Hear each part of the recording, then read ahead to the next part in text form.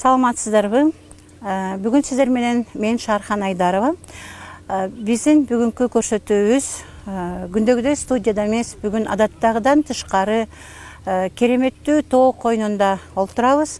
Бүгүн ушул тоо койнунда эң сонун маек болмокчу. Бүгүн биздин коногубуз Эшенбаевдердин үй бүлөсү Самат ата жана Бурулсун апа отурат. Сиздерге бүгүн ушунчалык бир башкача дүйнөнү ачкым келип турат көрүүчүлөрүбүз үчүн. Өзүңүздөр жөнүндө кайсы жерден болосуз? Ошол жөнүндө тууралуу айта кетсеңиздер.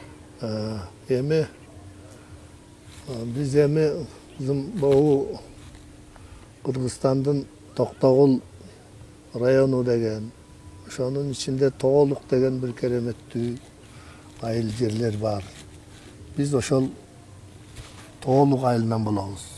Ошо Тоолук Кыргызстандын орто ченинен орун алган, Нарын дарыясынын бою,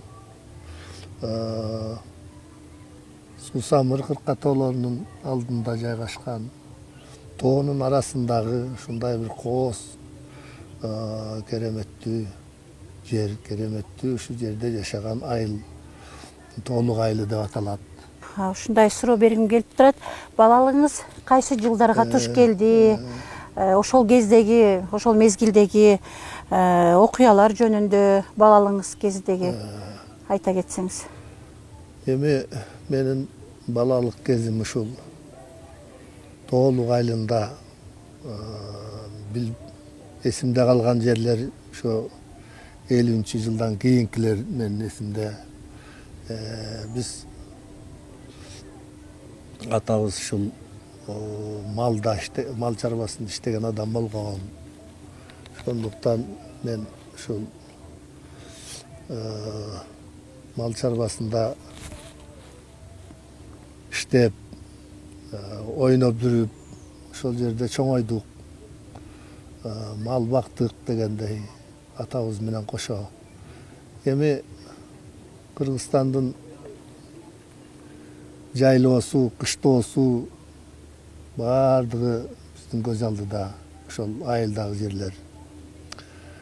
Тоолук айылы өзгөчө бир керемет айыл, жайлоолорго, сууларга, түркүн чөптүү, гүлдүү өскөн өсүмдүктөр абдан көп. Биздин бала кезибиз ошол жайлоонун болгон жерлеринде кымыздык ышкын деген бир ушундай жакшы өсүмдүктөр өсөт. Биз бала кезде ошону көп жеп, кымыздык, ышкын, чүкүрү, балтыркан, өргөн деген ушундай абдан көп өсүмдүктөр болот. Токтогулдан Тоолукка жөө баргандарың болду? Эми агыл боло элек да. Эми биз ошол бала кезде ата-энебизге ушул мал кайтарып көп жардам бердик. Тоодо жүргөн абдан кызык. Тоодо жүргөн ошо кырдан кырга чуркап, ошондон эс алып, рахат алып, ушундай бир сонун күндөр болчу эле. Ошол жерде биз балалык кезде өткөрдүк. Жайында кымыз, мал баккандан кийин ошол малдын этин жеп, кымызын ичип, каймагын жеп, Чыныгы нукура таза тамак аш менен чоңойсуздар да. Тамак аш ушундай сонун болот эле. Бала кезде эжигей деген бир жакшы тамак болот эле. Ал эмнеден жасалчу эле? Бул койдун сүтүнөн. Жазындагы койдун ошол төлдөгөндөн кийин койдун сүтүн саап алып туруп, анан эжигей деп бышырат эле. Бул өзгөчө бир тамак. Ширин. Анан даамы ушундай. Азыр жасашабы ушундай тамак? Азыр эми аз жасап калды. Бир чанда эле бирөөлөр жасайт да. Азыр эми кой сааган азыр келиндердин баардыгы жалкоо болуп калды да. Баягы Ой, элдин баары саат, шаарга ооба, кызыгып, ооба. шаарга көчүп. Анан айрымдары жасайт, айрымдары эле жасашы мүмкүн. Анан мындай тамак ушул калып баратат.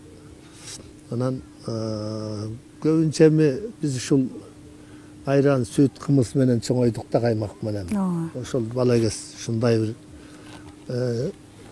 көз алдыңа элестейт. Эми ал кездеги жашоо эч нерсе менен бааланбаган нерсе да. Таза көңүлүң, таза өзүңдүн баягы балалык кездеги сезимиң, таза кыялдарың. Сизге ушу бир суроо бергим келип турат. Ошол мезгилде 50-жылдарга туура келип атабы балалыгыңыз? Ошол мезгилде тамак аш, жашоо шарт негизи кандай эле? Ал мезгилде азыр эми жаштар көбү билбей калбадыбы? Ооба, эми ал кездеги жашоо шарт чынында өзүңдүн тапкан гана болгон жакшы болгон гана тамактарың менен биз ошону жеп ичип чоңойдук да. Магазинде деле жок болгон ал учурда. Ошо магазинден эмне алат эле? Чанда бир кант, чоң канттар болот эле бир. Чоң. Калган тамак аштын баарын өздөрү эгип алып, баардыгы ушу колдон жасалган. Жайында эмне кылып, жанагыдай кылып туруп, сүт, кымыз, айран, каймак. Анан эми муну кышында деле биз ошол кайра ошону күзгө, кышкыга даярдап чогултуп коет эле да эне атабыз. Сүзмө деген болот эле. Жайында кыштын камын көрүп, Ооба. Сүзмө деген болот эле. Баягы айранды жакшынакай кылып туруп, неме кылып, анан сүзмө жасап, кээде курут жасап, курут деген азыр тим эле жол боюнда неме кылып атпайбы, жөн эле тоголоктоп эле. Анда сонун болот эле, майы сыртынан билинип турчу куруттун. Сапсары болуп куруттар ушундай кургайт эле. Аны сууга эзип алып туруп, анан кышында ошо энебиз сууга эзип туруп, анан кийин нандан чылап ушинтип берет эле да. Курутту ошо тамак катары жечү. Тамак катары желчү. Сүзмөнү да тамак катары ичип жечүбүз. Азыркыдай таттуулардын түрү жок мезгил. Таттуунун түрү, мен бу таттуунун түрүн 60-жылдардан кийин аран көрдүк. Кичине, ал эми магазинде кичине болот эле, бирок азыркыдай эмес, ошол эле. Кант болгон, Конфет болот эле, эми конфеттен анча-мынча шоколад болуп калат эле десем, анан да азыркыдай түрдүү жок. Азыркыдай кошулмалары көп эмес. Ошол учурда дагы мындай ошо жасалгандар деле мындай тазараак болсо керек деп ойлоп коем да. Сиздин апа экөө, Бурулсун апа экөөңүздөрдүн басканыңар тоо ташта ушунчалык шамдагай экен. Шамдагай тоого чыгып, шамдагай түшүп, кыймыл аракеттериңер абдан жеңил экен. Бул да болсо ушу тоо борунда чоңоюп, кыймылдап, физикалык кыймылда көбүрөөк жасаган үчүн болсо керек. Ооба, эми биз ошо тоодо өстүк, тоодо чоңойдук, мал менен көбүнчө тирикчилик болду. Ата-энебизге жардам берип, кийин өзүбүз деле ошол ата-энебиз малга ал жетпей алганда өзүбүз карадык да. Балдар жаш эле, бирок азыркыдай көп андай мал кармаганыбыз жок, эми баягы өзүбүзгө жетиштүү боло турган, керектүү уй, анан кичине азыраак болсо дагы жандык кармачыбыз кой, эшки дегендей, жылкы, ушундай. Эми ошонун баардыгын эле мурда ата-энебиз көзөмөлдөп жүргөн болсо, кийин өзүбүз жүрдүк. Ошону жайлоого чыгып, кымыздарды жасап, каймактарды жасап, ошону балдарга жеткирип. Анан сиз мектепти ошо толуктан бүттүңүз, Ооба, Мектепти толуктан, ал убакта 11 жыл болбогон да. Жок, 11 жыл болбогон. Ал учурда биз 11 менен бүттүк, бирок Токтогулдун район центринен бүттүм мен. Анда биздин айылда ошо 9га чейин 8 жылдык мектеп деп койчу. Анан 9дан баштап Токтогулдун район центрине келчүбүз. Токтогулдун баары эле көп жери келип эле ошол бир эле жерден бүтчү. Анда Бөкөнбай орто мектеби деген орто мектеп болгон. Ошол орто мектептен бүткөнбүз. Мектепти бүткөндөн кийин андан кийинки жолуңуз кандай болду? Мектепти бүткөндөн кийин биз мен ошол үйдө эжелерим, карындашымдарым болгон. Эркек баладан мен эле болчумун. Кийин менин эң кичүүм эркек болду. Ошо менден 20 жаш кичүү. Анан мектепте ошо бүткөндөн кийин ал учурда Бишкекте анан Ошто Жалал-Абадта окуу жайлары бар эмес беле. Мен Ошко тапшырып, биринчи жылы ошол айыл чарба институтуна тапшыргам. Анан айыл чарба институтунда тапшырып, кийин конкурста болбой калды. Айылга келип,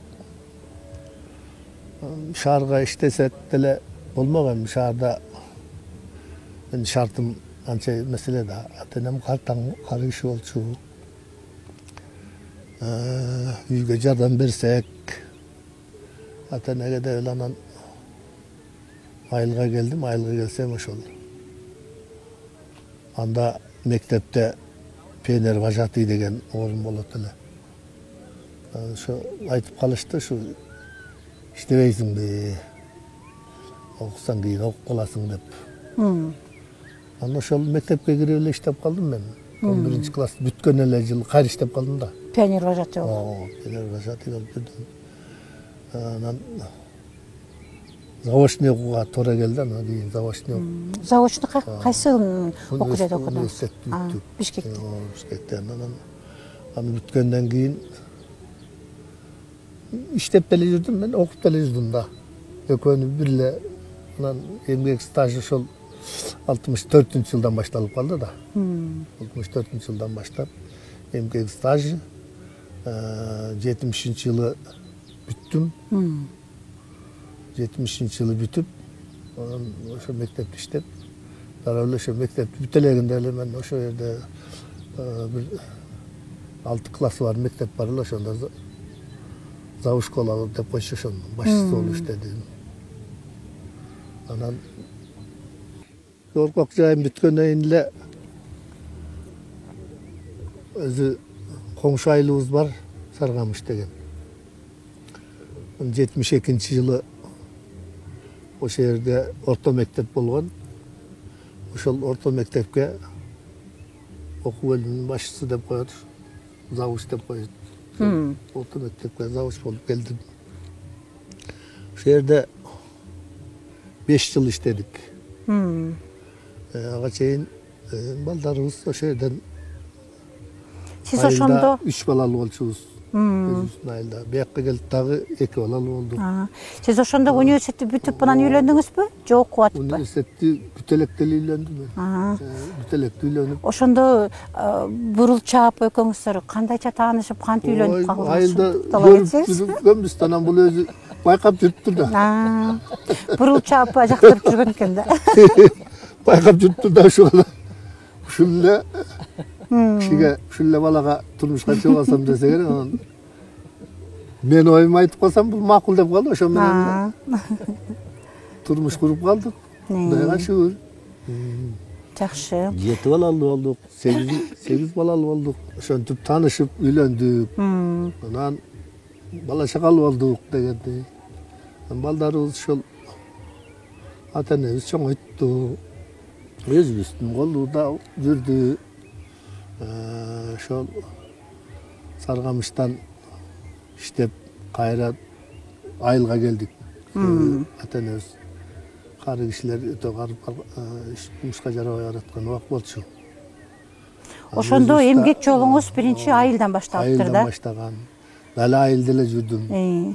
Анан мугалимдик кесипти аркалапсыз, Ошол мугалимдик кесипти география деген сабак болот. Бизде ошол географияны бүткөнмүн, геофакты. Анан ошондон жүрүп эмгекти ошо жакшы эле неме кылсак керек эми Кудайым насип кылды го. Канча жыл мугалим болуп иштедиңиз ошондо? Мен өзү жалпы 23 жыл мектепте иштегенимдин 23 жылдыгы ошол директор. Мектептин директору болуп. Мектепте директорлук өткөрдүм. Бир 5 жыл завуч болгом анан. Жок, 4 жыл завуч болгом, калганын баары ушул мектепте башчы болдум. Да. Ошондон эмгекти Кудайым эми ошо Алланын жардамы, өзүбүз таза иштегенге аракет кылдык. Эмгегиңизди баалап, анан эл агартуунун отличниги болуптурсуз. Эл агартуунун отличнигин берди 88-жылы. Эл агартуунун отличниги. Мындан кийин 2004-жылы эмгек сиңирген мугалим деген таан берди. Ошол менен ошо 2006-жылы пенсияга чыктык. Ошондон бери ушу кемпир экөөбүз. Анан ушу сизге ушундай суроо бергим келип турат. Адамдар баягы эми карылык деген бул баягы адам андан эч ким андан кача албайт эмеспи? Ал бир убагы келгенде өзү ушундай келе турган нерсе. Анан ошол карылыктын да дөөлөттү, бак дөөлөттү деп коет. Бакубатчылыкта, бактылуу жашоодо, үй бүлө менен, балдары имандуу, ушундай жакшынакай карылыкка жетиш үчүн негизи эле ошо адам баласы кандай жашоодо жашаш керек, эмне кылыш керек?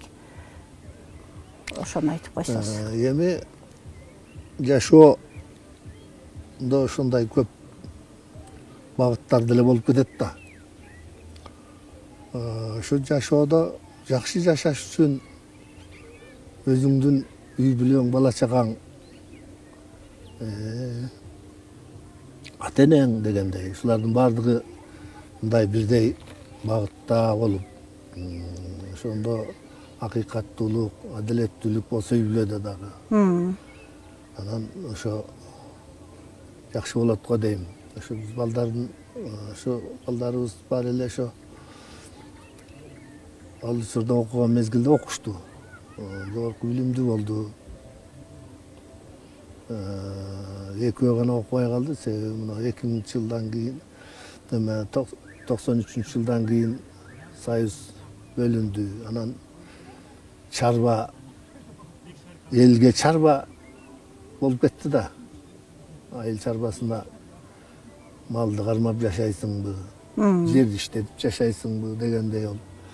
Анан эки балабыз ошол колубузда тиричилик жасап, үйдөгү чарбачылыкты жүргүзүп калышты.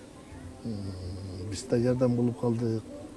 Анан ошол эмгек баары кандай болсо деле ак эмгек менен өзүңдүн баягы таза эмгегиң менен жашасаң, каякта болсо жүзүң жарык. Ооба. Бирөөнү алдабасаң, бирөөнү мындай неме кылбасаң, ушул жакшы да. Ооба. Мен ошо мектепте ушу 89-жылга чейин мектепте иштесем, андан кийин чарбага дагы иште деп айтышты мени. Анда Союз тараптар элек мезгил болчу анан. Анда 88-жылдан баштап анда партком деген бар болчу. Ошо чарбада партком болду. Анан партком 92-жылы парткомубуз жоюлуп кетти. Анан ошол малды бөлүш керек болуп калды. Жерди бөлүш керек болуп калды. Анан ошол жерден айтышты, эй, ушул жерде баарын билесиң. Эми мына бул мал чарбасында иштеп, чарбага иштеп көрдө, анан азыраак чарбага иштетти, анан аны да тараттык. Жерин таратып бердик элге бөлүп, малын таратып бердик элге бөлүп. Ошондо Токтогул району боюнча эмес, даже Кыргызстан боюнча биз биринчи таратканбыз. 93-жылы. 92-жылы. 92-жылы. 92-жылы, 93-жылы тараттык го, 92. 93-кө караган жылы тараттык да. Ошондо бардык малды ушу бирдей бөлүп берген. Ар бир үй бүлөгө. Ар бир үй бүлө мүчөлөрүнө чейин. Мынча киши, мынчадан кой, мынчадан уй. Ошондо баягы союздун эле малын элдерге бөлүп берип атат, э? Элге бөлүп бердик. Анан айдыбаянттарын, жерди. Ошону кандай ойлойсуз? Ошо малды элге таратып берүү, жерлерди бөлүп берүү ошол туура иш болгонбу же мамлекетте калыш керек беле сиздин? Ошол мезгилде болгондо, ошол мезгилдин өзүнө болгондо туура эле болгон. Ошол мезгилге ылайыктуу. Ошол мезгилге ылайык болуп калган ошондо. Себеби элдин көбү чарбадан алыстай баштаптыр. Союз тарагандан кийин таптак эле болбой калды да. Иш да жок болуп калды. Эч ким эчкимге баш ийбей калды. Анан биз мындай кылганбыз. Ошол малды таратканда мамлекеттик планга келтирилген. Мынчадан жүн бересиң, мынчадан эт бересиң күздө деп. Жүнүн кыркып төгүп бересиң, майын бересиң дегендей кылып ушундай болгон. Анан кийин 1 жылдан кийин анын баары унутулуп эле, баягы колуна алгандар кээ бирлери өлтүргөнүн өлтүрүп, сатканын сатып, жегенин жеп эле анан көпчүлүгү ошондой болуп кетти. Ошол малды көбөйтүп улап кеткендер да болду? Улап кеткендер болду, ал улап кеткендер да болду. Ошондон мындай түзүк ийгиликке жеткендер. Азыркыга чейин. Көпчүлүк эл баягы магазиндерде жакшы иштебей калган. Майда чүйда керектүүлөр элге жакшы жетпей калып эле, бир сөтүгү жок болсо деле, анан арак ичкиси келсе деле, койлорду алмаштырып, мынчаны берип ошондой бекер келген нерсенин бакыты болуп калды дагы. Анан баягы бизде баалап эле берилген, а кийин ошонун баардыгын бекер кылып таштады. Бааланган биринчи, баасы мынчадан деп, мындай план болот деп. Анан кийин 1 жылдан кийин эле бекер болуп эле, анан эт төктөгөн деле киши жок. А биз болсо бошоп калдык. Өткөрүп берип, элге таратып берип туруп. Анан кийин бир ассоциация деп бирөөнү койдук, ал деле эмне кылат эми, жалгыз киши. Анан бүт эле мамлекетте ошондой болуп калса керек да, ала берсин эл. Ушундай болсун деген болсо керек, анан ошону менен алып кетишти. Бирок планды калтырып иштеткенде келечеги болмок. Кандай ойлойсуз? Ошол Советтер Союзундагы жашоону сиз көрүп калдыңыз да, сиздер. Анан азыркы жашоонун деле көп жакшы көрүп калдыңыздар. Ошо салыштырганда кандай, эмне азыркы жашоонун кандай артыкчылыктары бар? Азыр менчик, мен өзүмкү деп иштейсиң да. Өзүң үчүн? Өзүң үчүн иштейсиң. Ал мамлекеттик болгондо коом топтошубуз да, мамлекеттин алдына. Мамлекет үчүн. Мамлекет үчүн болчу. Андан баягы артыкчылыгы өзүм дегенде ошол элдин аракети жакшы болуп кетет экен да. Болбосо мына жерге келип ушундай кыл десе эч ким жасабайт болчу мына аны. Туурабы? Туура. Мына азыр бирөөгө керек экен үйлөрдү жасап тинтип атат. Биз келип отуруп мынтип атабыз. Анан бул жагы жакшы. Анан коомдо ошол коомду таза алып барса, таза эме кылса, эл бирдей кетсе жакшы болмок. Бирдей кете албай калбадыбы? Эми азыр деле ошондой элде өйдө ылдый бар. Туурабы? Туура. Азыр деле өйдө ылдый бар. Кээ бирлер айрыкча байып кеткендер бар. Ал эми ар кимдин эмгегине, кылган эмгегине жараша. Эмгегине жараша айрыкча байып кеткендер бар. Кээ бирлер жетпей калгандар бар. Эми ошону мындай теңдештирип, акыйкатка келсе, ушундай жашоо боло берсе деле жакшы болот. Ооба. Ушундай жашоо боло берсе деле жакшы болот. Бирок акыйкаттылык, адилеттүүлүккө барыш керек да. Ооба. Ошого жетишсе, эми баары бир коом ошону талап кылып атпайбы? İşte эмгек кыл, анан бирөөнү алдаба, жебе дегендер да болуш керек да ушунда. Ошол жагына катуу көзөмөл болуш. Анан ошо уул кыздарды тарбиялапсыздар. Ошол уулдарыңыз мына азыр Кудайга шүгүр кыздарыңыз баары чоңоюп, ар кимиси орун очок алып, жакшы жетишкендиктерди жасашат экен. Өздөрүнүн жеке бизнестери бар экен. Жакшы. Ошолго кандай өзүңүз мугалим болгон экенсиз. Кандай өзгөчө бир тарбия бердиңиз, балдарыңызды кандай чоңойттуңуз? Эми биз ошо чоңойткондо эмгек, жакшы эмгек кылгыла, таза эмгек кылгыла. Иштегиле, элдин катарынан калбагыла. Эл кандай жашаса ошого багыт алып, анан жакшы жашоо үчүн эмгектениш керек. Жакшы иштегиле, бирөөнү алдабагыла, калп айтпагыла, анан ошо туура жүргүлө, ошо мамлекеттин жалпы тынчтыгын, элдин тынчтыгын сактаганга көмөк болгула. Эми таза жүрсөң ошондой болот да. Ооба. Таза жүрсөң эч ким эч нерседен коркпойсуң, жакшы. Баланы жакшы тарбиялоо үчүн ошо негизи ата эненин өзүнүн үлгү берген жакшыбы, же ошо баланы өзүнүн дээринен болот деп коюшат кээ бирөөчү. Ошо дээринен көрөк. Эки жагы тең бар. Эки жагы. Эки жагы тең бар. Балаңдын өзүндө да болуш керек. Анан ата эне багытты туура берип туруш керек. Анан ошого талап кылуу керек. Эгер туура эмес кетип аткан болсо, сенин бул жагың туура эмес, кой мындай кылма. Мынау жол менен бас деп туура жолго салыш керек. Анан эми баягы биз ошо көрүп туруп деле мейли деп койсоң ал болбойт да. Ооба. Ал акыры бир күнү чыгат. Акыры бир күнү билинип калат. Анан анда уятка калып калат. Ошон үчүн уят болбош үчүн ошол бир жакшы бир келечекте үлгүлүү адам болуш үчүн, үлгүлүү үй бүлө болуш үчүн, үй бүлөдө дагы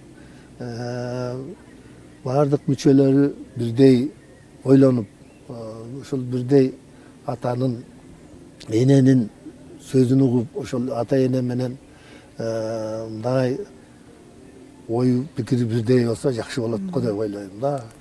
Сиз балдарыңыздан сиздин кесибиңизди аркалагандар болдубу? Эми мугалимдикке барбай калышты, бирок окуду. Бир кызым ошол мугалимдик бүткөн, ана деле иштей албай жүрөт, азыр башка жалгыз бойлук деген турмуш бар да, ошого байланыштуу иштей албай атат.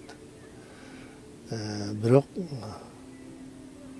ошо балдарын тарбиялоого, өздөрүнүн көмөгү, өздөрүнүн атасы менен бирге семьяда жакшы эле болуп атат деп ойлоп жүрөбүз.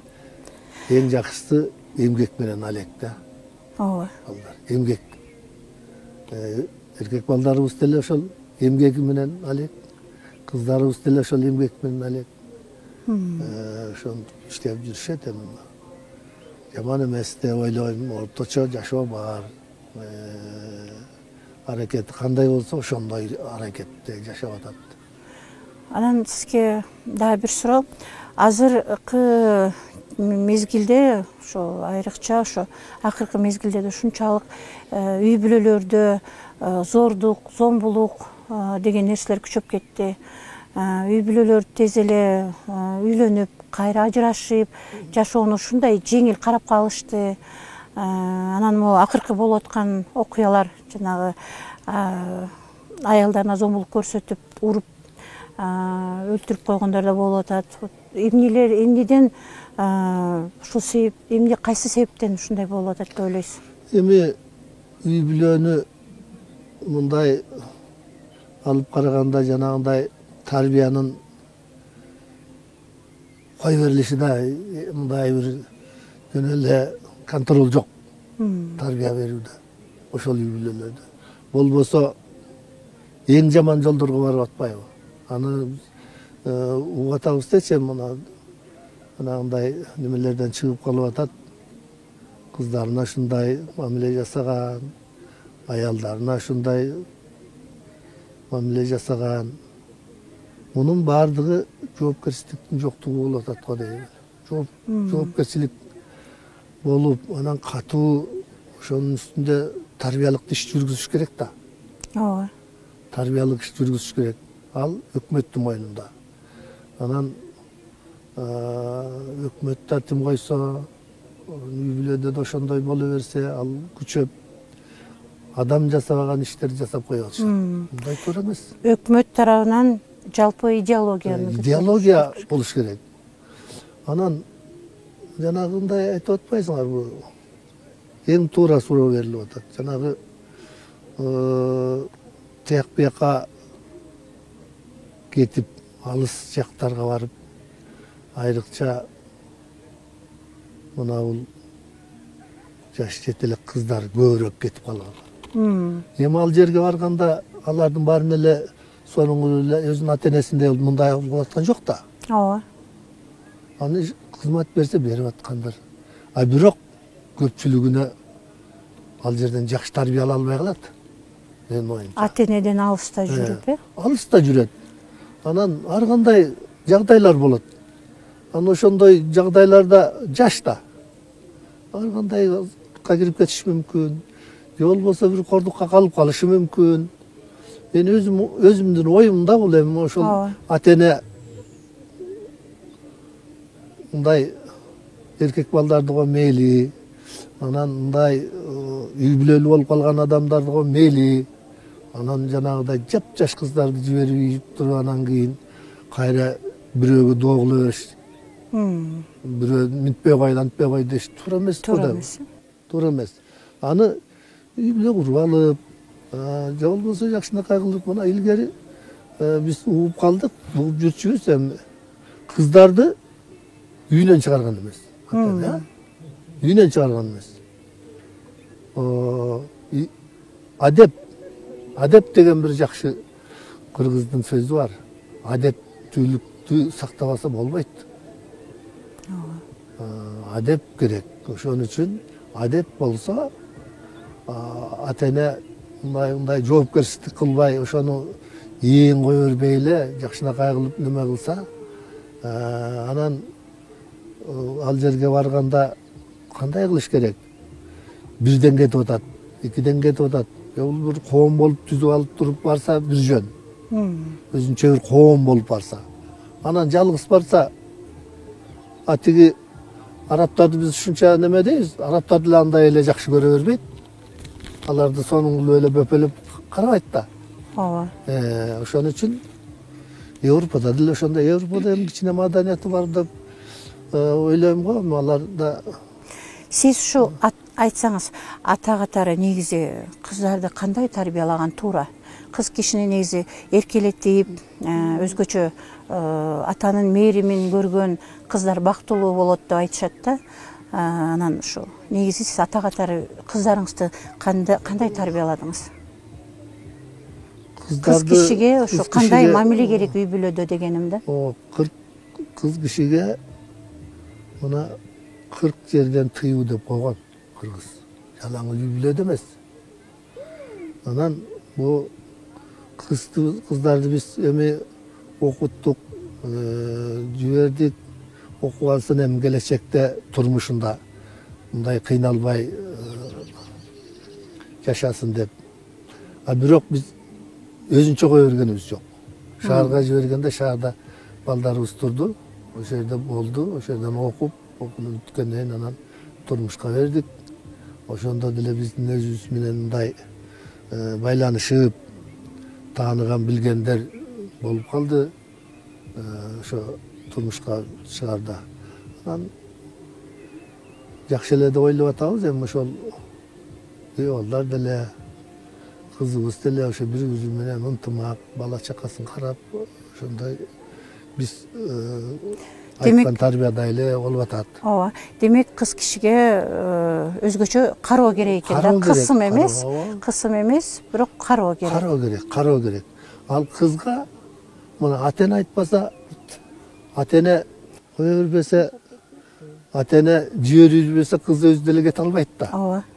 Анан ата-эне макул болуп калып атпайлык тиги алыска мейли Америкага деле жүрө бер, мейли тиге беребиз деп берген тарбиянын чегинде ошондой эле тарбия алып, мындай жаман жолдорго барып, же болбосо бир уятка калып, тигиндей мындай болгон жок айнала. Эми ошо биз буларды дайыма баягы ата-эне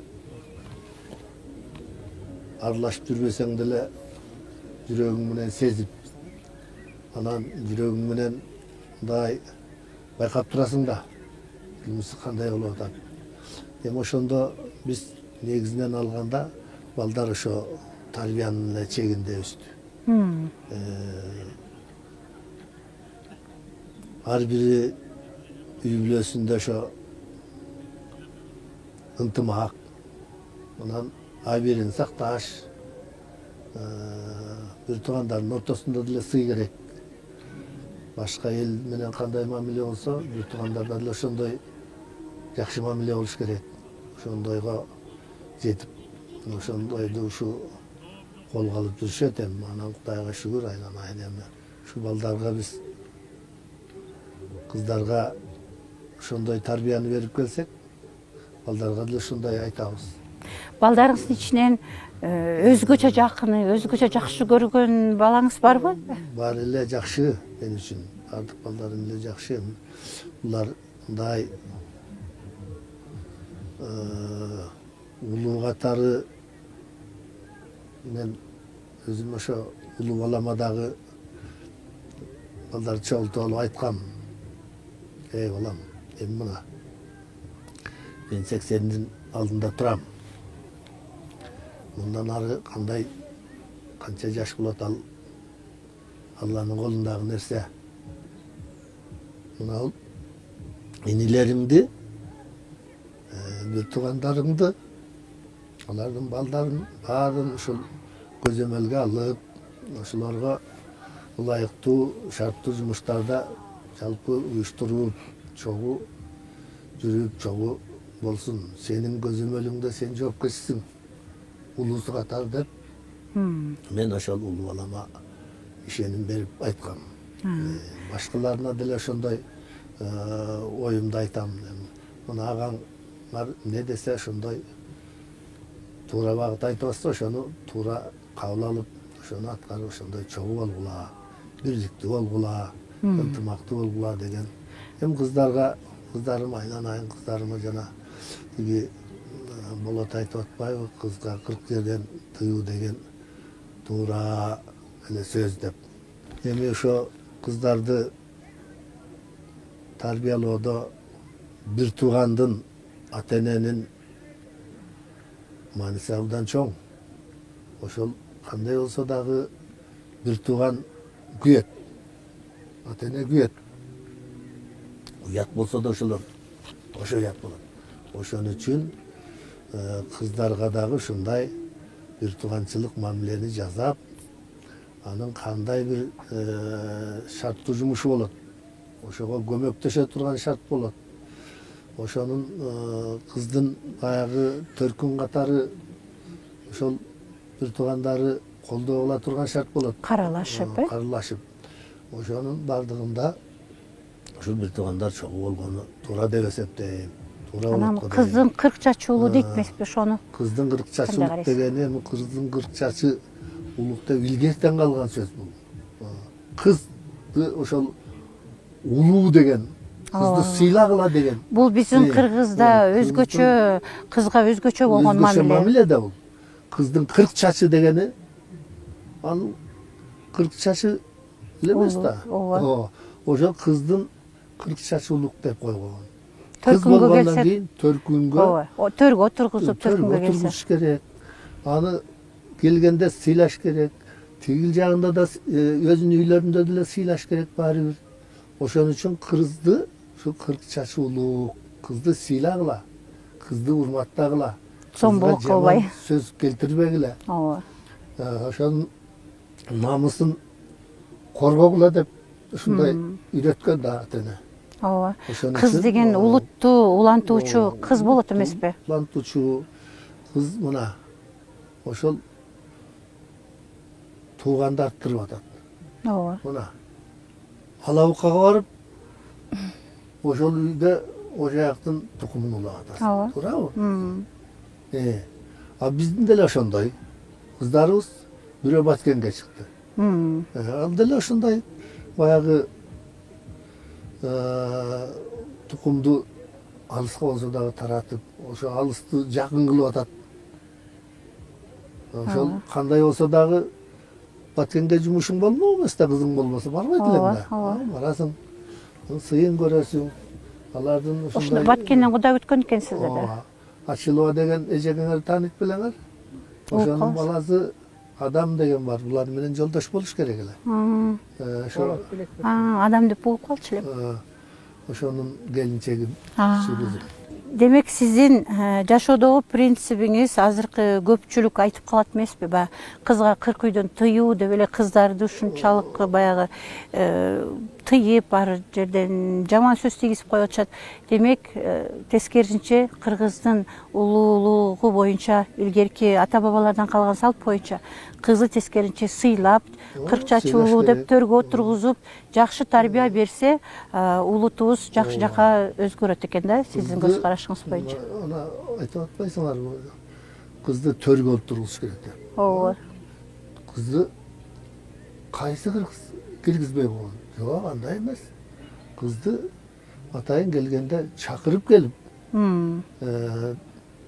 ошол тууган уругу менен төрүнө отургузуп, малын союп, жакшыраак алып сыйлап, анан сураганын берип, Ооба. ушундай урматтаган да кызды. Колдоо көрсөтүп. Колдоо көрсөткөн. Анан кыз да ошого жараша ата-энесин уят кылбай, жер каратпай, жакшы тарбиялап, жакшы тарбиялап, ошо мына Курманжанды айтып атпайбы эң кичи мына. Мына анда 200 жылдык деп качан өткөрдү. Эми ошондой кыздар дагы эле болуш керек, дагы эле бар. Ошондой кыздарды тарбиялаш керек.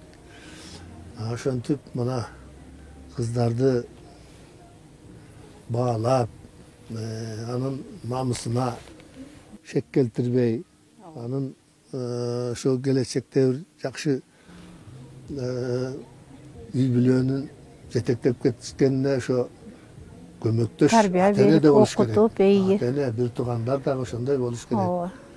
Себеби бул бир тууганда, анан бирөөнүн кызы, же болбосо анын балдарынын карындашы, эжеси дегенде ошону бир туугандар дайым сый урматта болуш керек. Анан сизге дагы бир суроом ушу, ата-эненин көп эле уул кыздар ата-энесинин ыраазычылыгын алгылары келишет да. Кээ бирөө умрага жөнөтөт экен, эс алдыруу үчүн бир жактарга жөнөтүшөт. Ар кандай дейм, ар ким өзүнүн баягы мүмкүнчүлүгүнө жараша. Анан сиздер жашооңуздар ушунчалык жакшы, шүгүр, бакубатчылык, жакшы жашоодо экен. Анан сиз негизи эле балдарыңызга ыраазысызбы? Ооба. Эми айнанайын. Биз балдарды ушунчалык мына бала чакалуу болуп, балдарым өзү менен өзү болуп, бизди ошонун ичинде ата-эне катары сыйлап, урматтап келе жатышат. Ушул убакка чейин эле тигиндей мындай биз тигини кылып бер, муну кылып бер деп деле айтпайбыз. Өздөрү тиешелүү нерсени жасап беришет. Тиешелүү нерседе бизди айттырбай эле ошо өздөрүнчө көмөктөшүп турат. Бизге эми мисалы мынау 10 жыл кийсем деле могул жыртылбайт. Ооба. Туура. Умдулук исем деле жытылбайт. Себеби мен иш деле кылбайм. Бирөө менен күрөшүп неме кылбасам, бул жүрө берет да жаныңда. Анан ошо балдар негизинен ата-энени сыйлаганы, урматтаганы, жанагыдай кылып ар кайсы жактарга эс алдырыш, же болбосо ажылыкка, умуралыкка жибериш, бул деле жакшы салт. Эми сыйлоонун бир түрү. Аны колунан келгендерине, колунан келгендер үчүн. Анан кээ бирлерде колунан келбей алганда шарттар болот да. Баары бир үйүндө сыйлаш. Баары бир жалпы турмушунда сыйлаш. Бул өтө маанилүү да. Анан тияка тигинтип коюп туруп, же болбосо жанагыдай кылып тигил жака барып жашасын, Карлар үйүндө айттыңыз. Карлар үйүндө дегендей кылып туруп, же болбосо муну мен эле бага беремби, муну тиги баласы да карасын дегендер деле болуп калышы мүмкүн. Ооба. Эми Кудай анын бетин ары кылсын. Биз ошо ыйманыбыз менен, анан ошол жакшы өзүбүздүн салт санаабыз менен балага деле ата-эненин мындай мамилеси жакшы болуш керек. Ошону деле баланын деле мындай мүмкүнчүлүгүнө карап сыйлап, ага деле бир сөз менен болсо деле жардамыбыз тиет да. Ооба. Ошондой маселелерди жүргүзүп турса, баланын дагы көңүлү туура болот. Анан эми ошондой жакшы салттар боло берсин. Ага биз каршы эмеспиз. Биз деле мен дагы ажылыкка жиберген балдарым. Ажылыкка барып келгенбиз 12-жылы. Кемпирди болсо мында жиберип атат эми. Тиги немеге барып келди.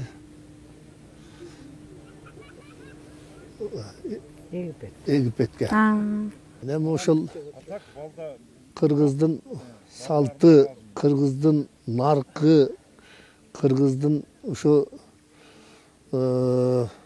салт санасында ата-энени урматташ, сыйлаш өзгөчө болгон. Ата-энени мындай карлар үйүнө жиберип коюш. Ата-энени же болбосо бир такыр эле жардам бербей өзүнчө калтырып коюш. Мындай жоруктар Кыргызда илгери болгон эмес да. Өзгөчө кыргыз эли ата-энесин сыйлаган, урматтаган. Бул ата-энеси эмес, туугандарында да кыргыздардын баланчанын тууганы баланча жерде ушундай болуп жүрөт дегенди укканы кыргыз үчүн намус болгон. Ошону кой. Балан жерде биздин тууганыбыз бар экен. Ошол балан жердеги алып келелик кой өзүбүзгө. Ата-энеси эмес. Мындай эле туугандарымды алып келип кайра жакшы тууган урукту колдоп кеткендер көп болгон.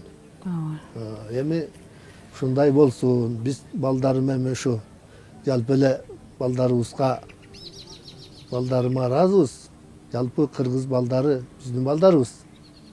Кыргыздын кимиси болсун ушундай бир ата-энесин сыйлап, урматтап, колунан келишинче мындай ардактап жашоосун өткөрүш балдардын милдети болуш керек. Биз ошону каалайбыз айнала-айндар. Ушу кыргыз элинин карлары жадырап жайнап балдарынын төрүндө ошондой ата-энеси менен бирге жашаган бул эң сонун. Ошондо мындай турмушка келип калса, ошол ата-эненин ою жок дейсиңерби? Аябай өткөн кеткенин ойлоп, ошол баласына жасаган мурунку мамилесин ойлоп, мен ушул баланы ушинтип бактым эле, ушундай кылып чоңойттум эле, ушундай эрезеге жеткирдим эле, үйлөнттүм эле, жайланттым эле. Эми мен ушинтип калдым деген жаман ойдо калбай, ушундай ата-энесин барктап, сыйлап, ушундай бир жакшы колдоо көрсөтүп, жакшы ыраазычылыгын алып жүрсө, бул кыргыз балдар үчүн, кыргыздын жигиттери үчүн бул ар намыс болуш керек. Ошондой кылбагыла айнанайындар. Ушундай болбосун. Ата-энени дайыма маңдайыңарга алып, же болбосо жаман жолдорго барып, карылар үйүнө таштабагыла мындайды. Дайыма маңдайыңарга өткөнчө бирге алып жүргүлө. Карылар силердин байлыгыңар. Карысы бардын ырысы бар деген кеп бар. Анан дагы bir söz бар. Karını атаң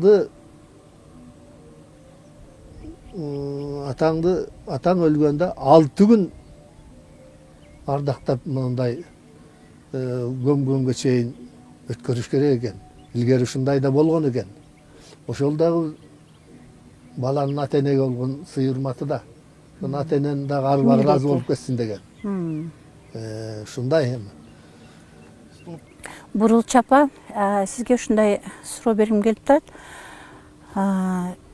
Самат ата окуп жүргөн мезгилинде студент кезинде үйлөнүпсүздөр. Ошондо Самат ата тамашалап айтты, өзү жактырып калган мени деп. Ошол жөнүндө айта кетсеңиз, кандайча таанышып, кантип үйлөнүп калдыңыздар? Ал мезгилде ата-эне дагы ошо баланы тияка бергенге, келинди алганга ата-эне салымын кошчу да, илгерки мезгилдерде куда түшүп дегендей. А бизде ошо кайнатам мен кичине колум жөндөмдүү болчу да. Анан 8-класста окуп жүргөндө үйгө барып калдым. Булардын үйүндө мунун карындашым менен бирге окучумун. Классташ болчубуз. Анан үйгө бар деди, бардым. Анан бири көйнөк тигип бер деди, ошону тигип 2 сааттын ортосунда тигип кийгиздим да. Анан ошондон көйнөктү карындашына тиктиңизби? Карындашына тигип атам да. Ал айтты да, мага ошо көйнөктү тигип бересиңби? Сен өзүң тигип кийип жүрөсүң деди. Анан мен ага көйнөк тигип кийиздим. Анан кийин кайнатам кирип чыгып атыр. Баягы көйнөктү кийип көргөндөн кийин эле, балам, сен ушуну тиктиңби деп эле ошентип калды. Ооба деп, анан ооба тиктим дедим. Анан биз кеттик, ошондо көз салып калыптыр да кайнатам. Анан ошондон баштап өзүмдүн атама бара берет. Куда жүрүп мен келин кылып алайын кызың деп. Анан экөө макулдашып калышат. Анан мен жөн эле барып жүргөн экен. Анда жаш убакта билбейсиң да. Канча жашта элеңиз? Ошондо 8-классты жаңы бүткөн мезгилим болчу. Анан 10-ду бүттүк, биздин убагыбызда 10 болуп калды.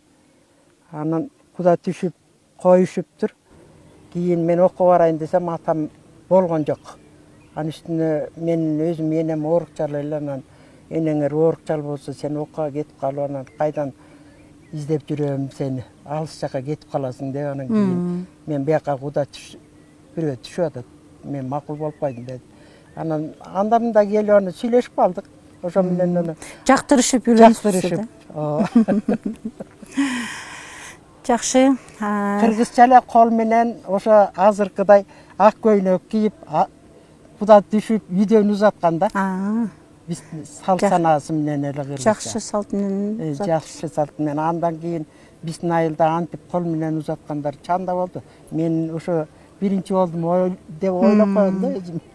Кыргызча кийиндиңизби? Кыргызча кийиндим. Ал убакта сүрөт жок да жолунда. Эми балдарым айтса, кызыктуу болмок экен.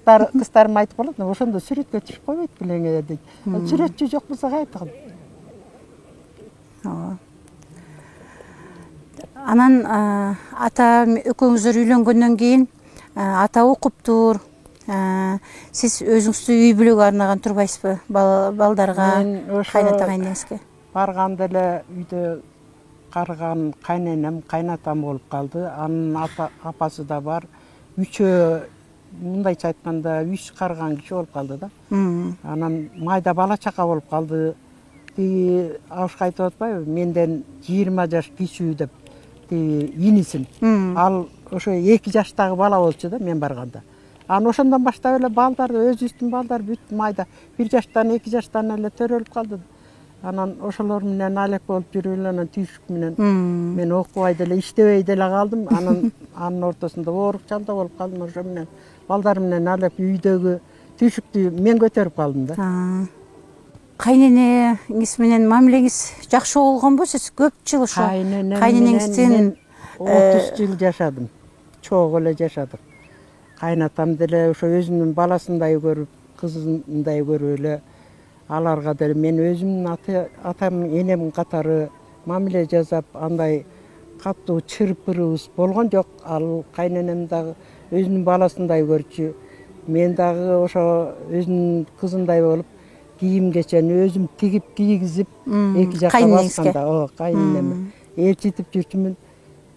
Кайнатама деле кийимдерди тигип өзүм кийгизип койчумун. Жакшы келин болгон турбайсыз. Ал кайнене, кайнатам мага андай нааразычылык сөзү болгон жок деп ойлойм. Мен деле аларга нааразычылыгым жок. Алар да жакшынакай өзүнүн баласындай көрүп, ошо каерден мындай бир нерсе боло турган болсо, үй бүлөдө бирдеке болсо мени ушу келиним билсин деп койчу да. Ошонун айткандай болобуз деп койчу. Демек сизге болгон сый өзгөчө болгон экен да. Өзгөчө.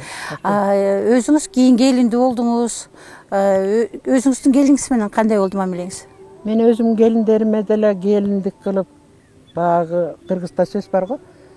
Кайнене какарын койбойт, эчки тоң кылдырын койбойт деп коет. Мен бирок андай какарланган жокмун чынындачы. Мына эң улуу балам үйлөндү, ал деле бир ай 2 ай эле туруп эле бияка базы беришти, биякта болуп атышты.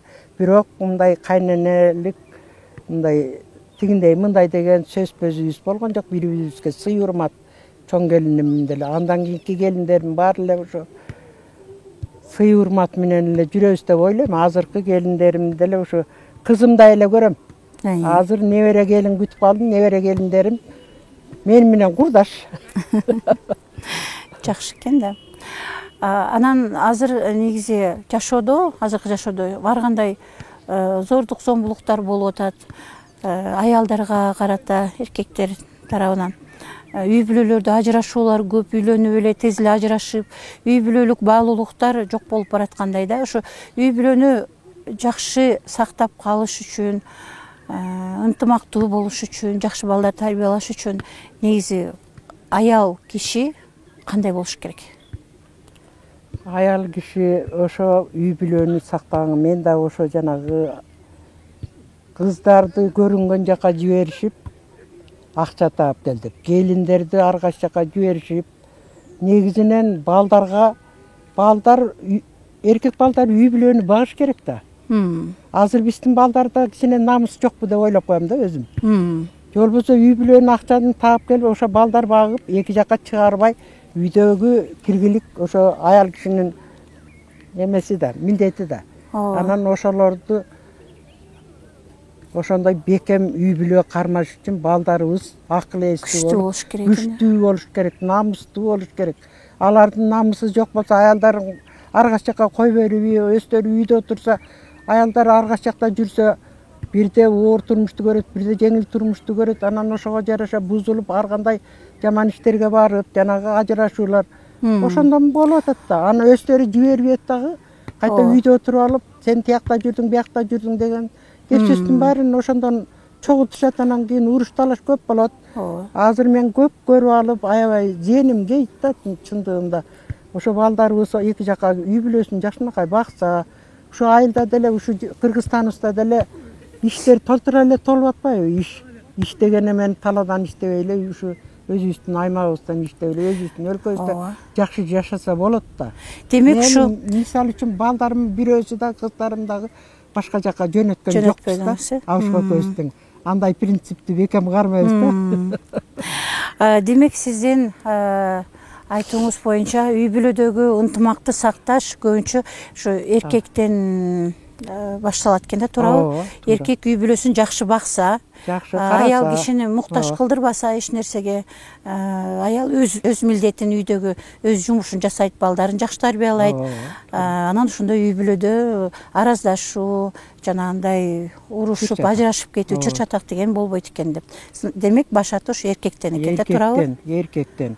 Мен ошентип ойлоймун, башкалар кантип ойлойт билбейм. Негизи бул туура эле го. Анан сиз колуңуз чебер, ууз экенсиз. Балдарыңызга, кыздарыңызга, келиндериңизге өткөзө алдыңызбы ошол чеберчилигиңизди?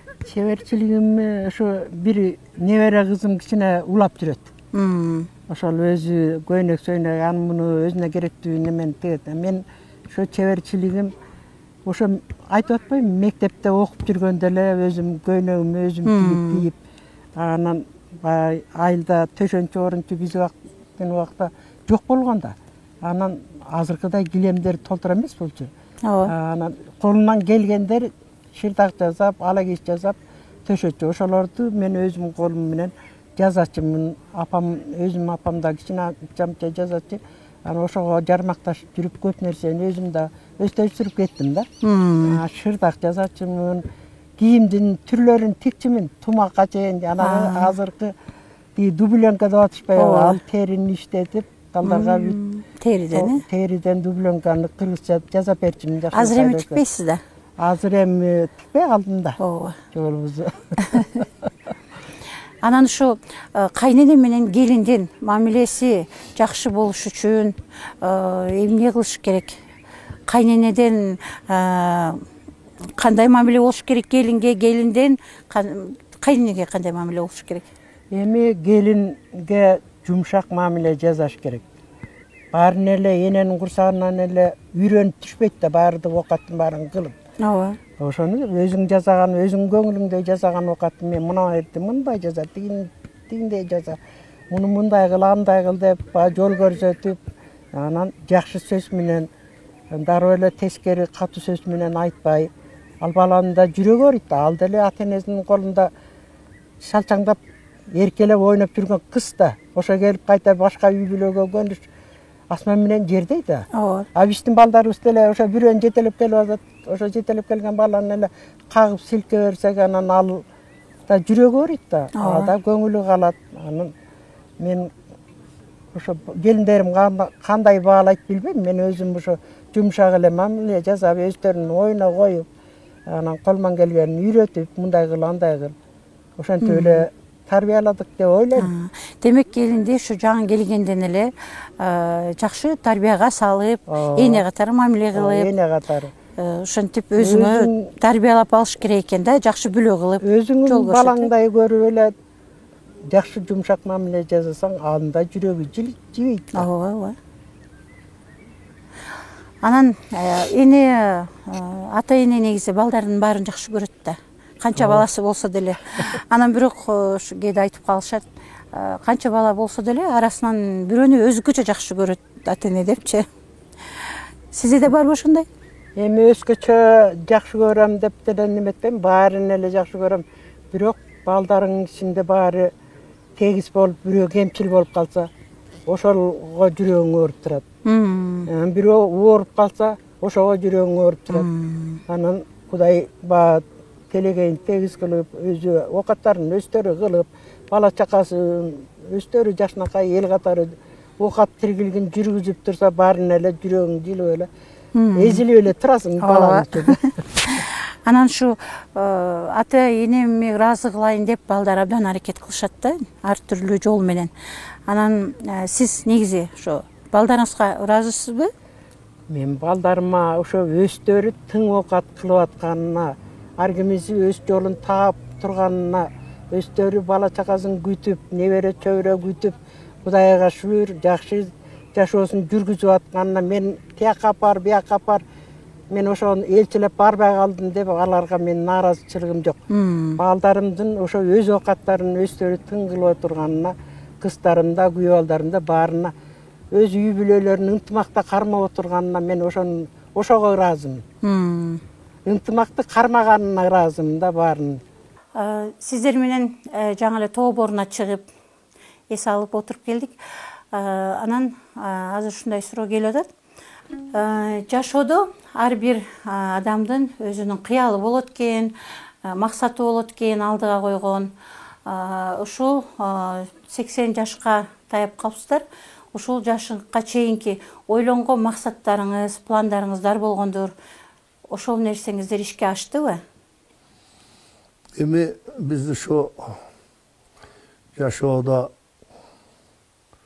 мына 80ден алдында турабыз. Буга чейин көп турмуштар өттү баштан. Союздун мезгили, анда баягы элдин бардыгы айыл-айылдагы жумуш. Ар ким өзүнүн баягы турмуштагы ошол жерлерден иштеп эле ошол жерлерде болуп келгенде маны эмки азыркы турмуш өзгөрүлүп атат. Өзгөрүлгөнү эмнеден? Өзгөрүлгөнү бул өзү шарт. Азыркы мынабу союздун тарашы адамдардын тияка бияка кыймылы көбөйдү. Айылдагылар жумуш жок, шаарларга келди.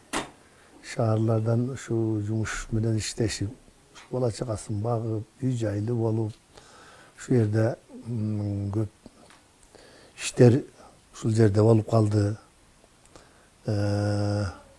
Эми биз кемпир экөөбүз ушул балдарды чоңоюп, үйлөнтүп жайланткандан кийин балдардын турмушу шаарга көбүрөөк байланышып калды. Анан ушу шаарга ошол балдардын арты менен келип, шаарда жашоону уланттык. Бул жерде деле ушул баягы тиричилик, балдарга жардам бериш, балдар бизди көзөмөлдөш, балдарына жардам бериш, ушундай менен алектенип келатабыз. Бирок турмуштун баягы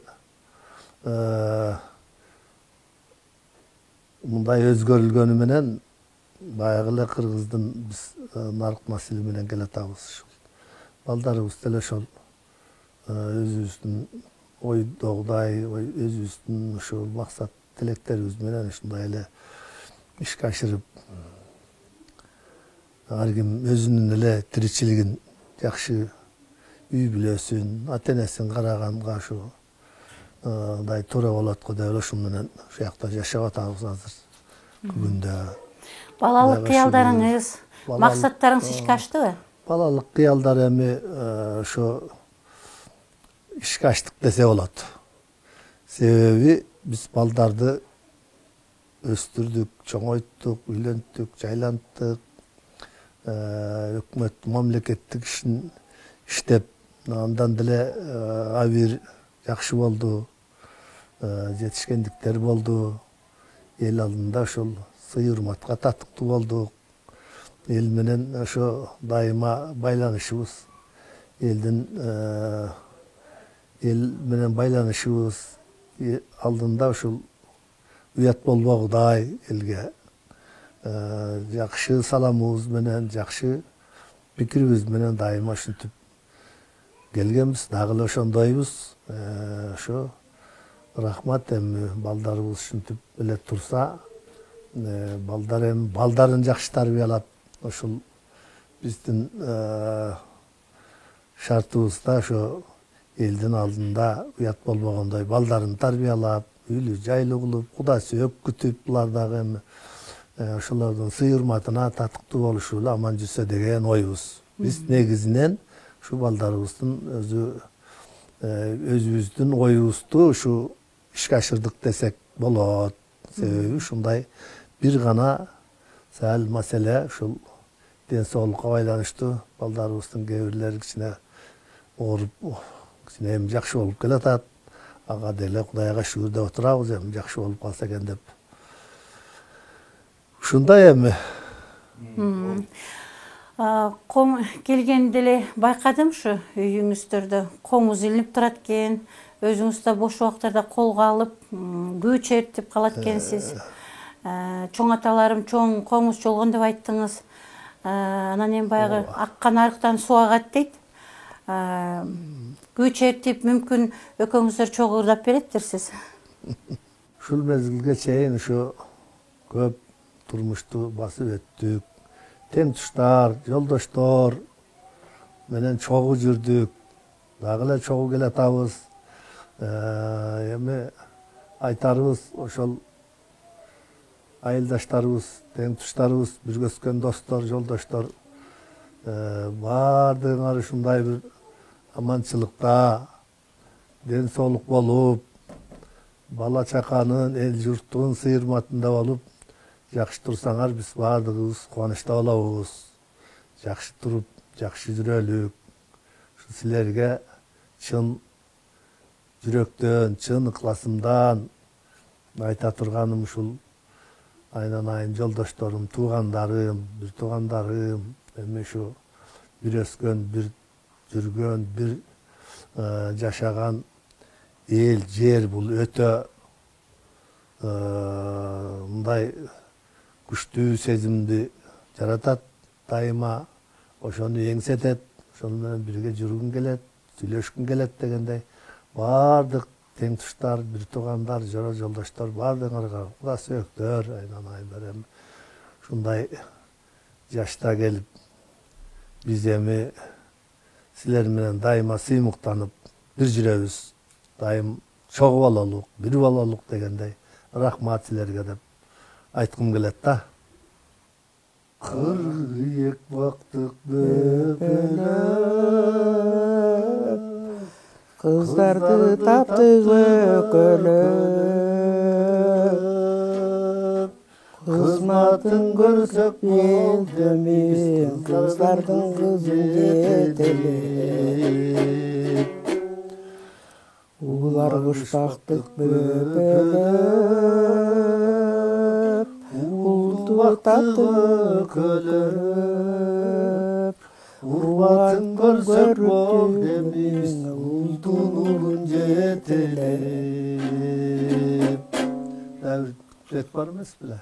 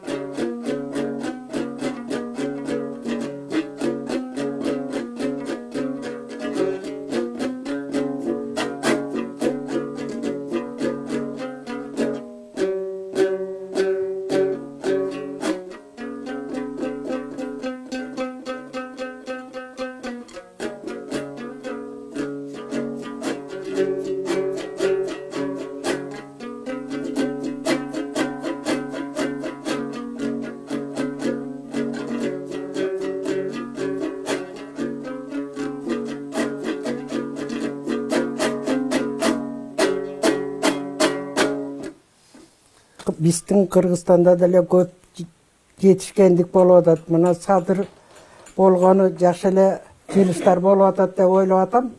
Элибизде Кудайга шүгүр тынччылык, бардыгы анча-мынча өйдө жылыштар бар. Бала чака иш менен камсыз болуп атат. Ар кайсы жерге мына жол салынып атат. Үйлөр салынып атат. Үйлөр берилип атат элдерге.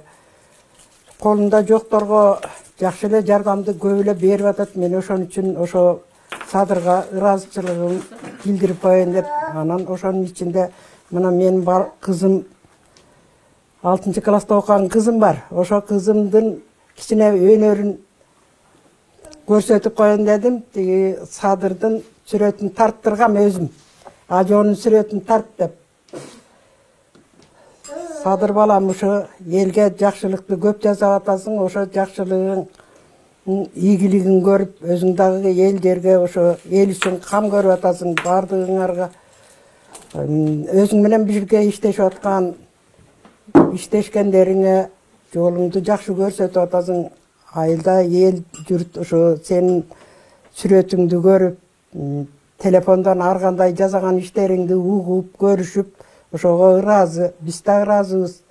Жалпы калкка тынччылык берип, калк ичинде өзүң дагы ошо ишиң ийгиликтүү болуп, үй бүлөң менен аман-эсен болуп, могу тартылган сүрөт 6-класста окуган кызымдын ошо эмгеги. Ошону өзүм ошо Садырдын сүрөтүн тартчы, ажоонун анан сага жеткире албай жүрөбүз ошо сүрөттү. Айгүл дагы көп нерсени жакшылыктарды жасап атат. Мына бала чакага тияк бияка ошо берип аткан жардамын угуп, биз ошого сыймыктанып атабыз. Ошондой жардамдарды элге жасаш керек. Колунда жок жанагы бейбечараларга жардам берип атат. Анысы да жакшы болуп атат. Көп кишилердин, элдин, журттун алкышын алып атат. Ошо алкыш менен көгөрө берсин, ишинде ийгилик болсун. Ошонун ийгилигин көргүлө айнанаңдар. 6-класста окуган кызым мына бареки, мына ушунун ичине сүрөтчүлүк өнөрү бар, көп сүрөттөрү бар тартылган. Ошону элге чыгара албай жүрөт да. Анан ар бир эле адамдын колунан келе бербейт. Мына ажоонун сүрөтүн тарт, эми ошону жеткирели деп ошону тарттырып атабыз, балам. Өткөн ата-бабанын тарых боюнча дагы биле жүргөн жакшы. Биздин атабыз Кадыр уулу Самкул деген болгон. Самкул атабыз өзү устачылык менен кесиптенген киши экен. Уста, жыгач уста, анан дуал урур. Жанагындай илгери эстелик күмбөздөрдү ошол кирпич куюп, кол менен жасап, ошондой көптөгөн эстеликтерди курган киши экен. Айылда устачылыкты ошондой баалаган адамдар катарында болгонда, эми муну бир айта турган сөз, нарынга биринчи жолу ошо биздин атабыз кетмете эле көпүрө салган экен. Азыркы жана Камбарата 1 деген жер бар. Ошо Камбарата 1-2-лерде ошо жерде көпүрө салып, илгери тетиги нарындан бери айдап келген жандык малды Анжанга айдап барчу экен. Ошондо мурда көпүрө жок, кайык жасап, жыгачтан кайык жасап, ошо кайык менен өткөрүп берип турушчу экен. Анан кийин бир адам Абдрахман Эшен деген бир жакшы адам болгон экен, Эшен ата деп койчу экен. Ушу киши көпүрө салды деп анан көпүрө салдырган экен.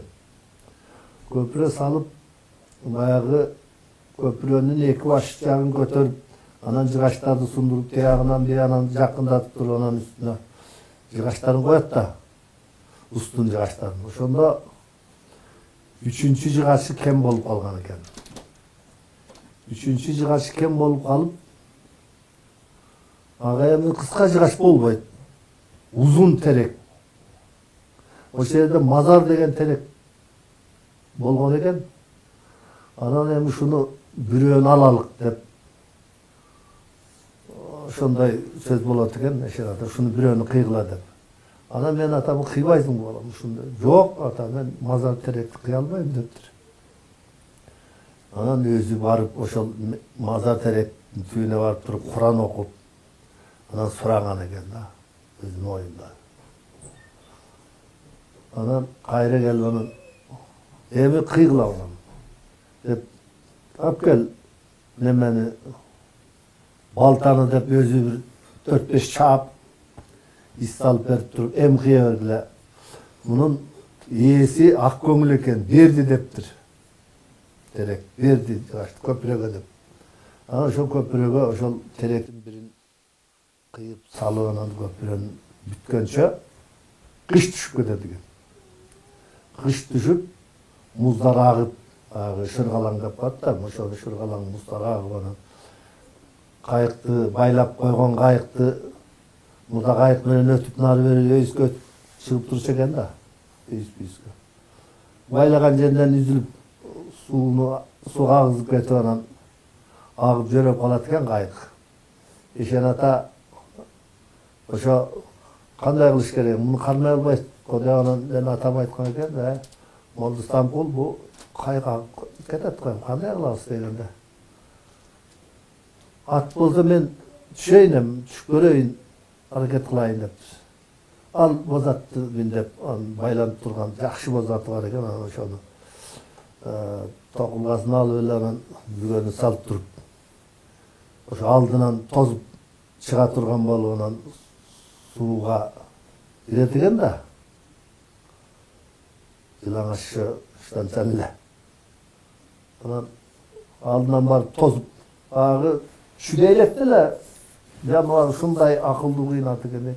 Şüdeyлекте эле барып эле ошо эңкейгенде эле сууга чөп эле секирип кирип кетиптир дарыяга. Алдынан сүзүп барып алдына туруп калган, токтоп калган экен, анан кайыкты кармап, кайра түрүп туруп анан артты көздөй буруп койсо агы кайра сүзүп барып анан секирип, тике секирип чыгып кетиптир. Ошондо ойлоп койгон экен.